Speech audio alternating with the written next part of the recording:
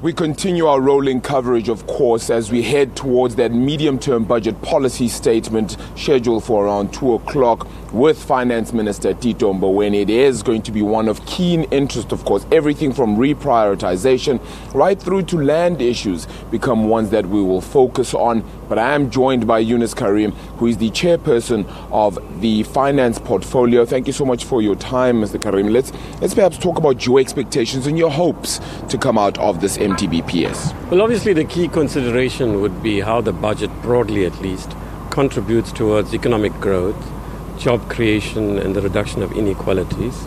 In particular, we'll be interested to see what economic growth forecasts there are in the MTBPS, Medium-Term Budget Policy Statement, for the next 3 years. Now, obviously, the Medium-Term Budget Policy Statement will provide some sort of signals and more details, certainly, about what exactly is going to be done about the President's economic stimulus and recovery plan. We obviously want to see how the 50 billion rands is being reprioritized, from where the money is being taken and put to which economic growth-friendly and job creation sectors.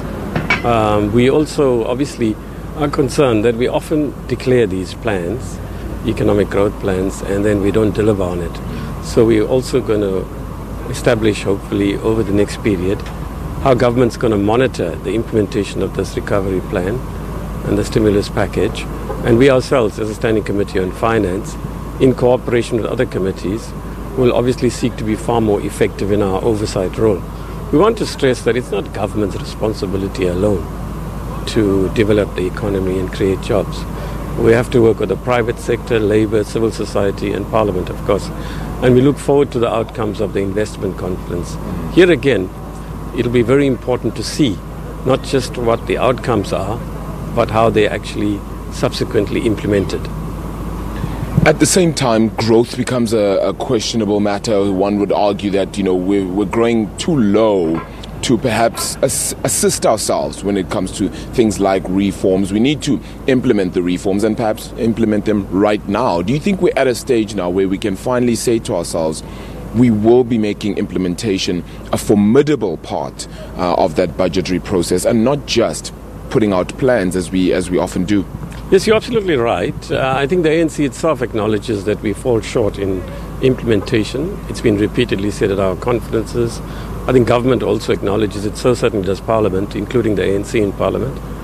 I think there's been remarkable progress in some respects already. Within the last 5 or 6 months, you've had a beginning of a major turnaround in state-owned entities. You've now got a review of the requirements for entry of South Africa as tourists. You've had the mining charter taken forward. And that has happened in the 3 or 4 weeks, some of this at least, most of this at least, since the economic stimulus and recovery package was announced. Now, let's see where this medium-term budget policy statement takes this economic stimulus and recovery package. And the signs are that government is more determined than ever. We can get the budget deficits right, if you want, whatever right means, the debt to GDP ratio. But ultimately, unless we get economic growth rates of between 3 and 5%, preferably the latter, we're in big trouble.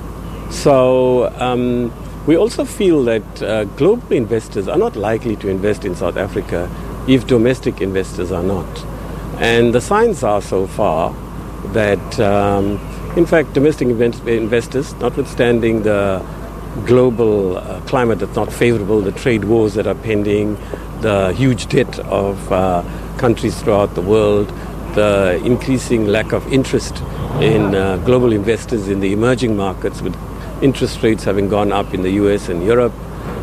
Despite that unfavorable global climate, I think that the circumstances now have opened up for a more effective partnership, at least between the private sector and government. But at the same time, we have to realize that that relationship has to be complemented by an effective relationship with the trade unions and with civil society too. Yeah.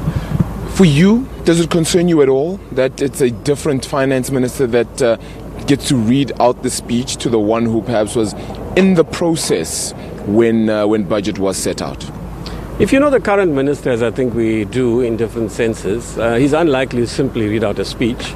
To the extent that it's possible, he's likely to attune it to his own particular perspectives too, limited though the opportunity for that is. You well know that the medium-term budget policy statement is shaped over months, and so it's not as if he'll stamp his personality, as it were, on this process so much as the budget next year.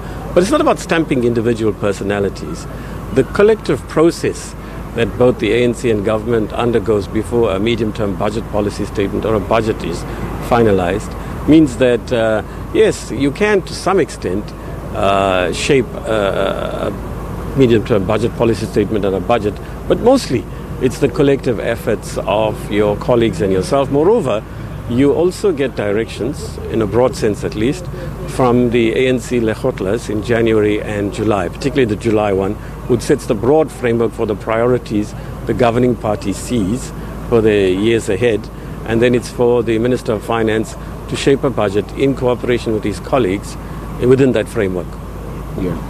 Mr. Carrim, thank you so much for your time. Yunus Carrim, the chairperson of the Standing Committee on Finance in Parliament, indeed. Really sharing his thoughts and sharing his sentiments ahead of Tito Mboweni's medium-term budget policy statement. Growth projections certainly aren't looking good for South Africa, but where to from here? And that'll be the key question, I suppose. Saying that perhaps he won't necessarily stamp his authority or his personality on this budget, which will be of key question, but certainly means that the budgetary process is the one we should be trusting in. It will be interesting, but we'll continue to unravel just exactly how that budget goes. We will preview it for you live from the steps of Parliament right throughout the day, and of course give you that speech live at around 2 p.m.